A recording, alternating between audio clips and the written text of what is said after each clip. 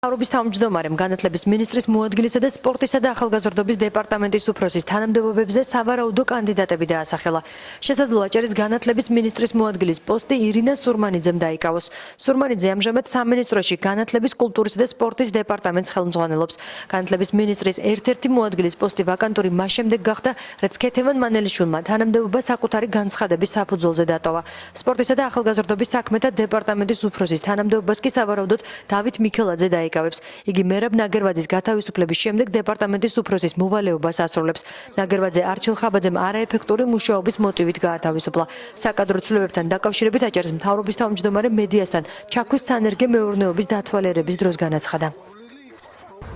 იცით რომ ძალიან ბევრს აკეთებს ქალბატონი ირინა, ბევრი დამსახურება აქვს ამ მიმართულებით. ფაქტურად მას მიყავს სამინისტროს ეს კულტურის მიმართულება და მასზეა ჩამოკიდებული. შესაბამისად ჩვენ ვფიქრობთ, რომ ერთ-ერთი კარგი ვარიანტია. ახალგაზრდობის დეპარტამენტს რაც შეეხება სავარაუდოდ ესეც კვირის ბოლოს რამდენიმე დღეში გადავწყვეტ, მაგრამ სავარაუდოდ მე დავით მიქელაძის კანდიდატურას განვიხილავ და დავტოვებ მოვალეობის შემსრულებლად.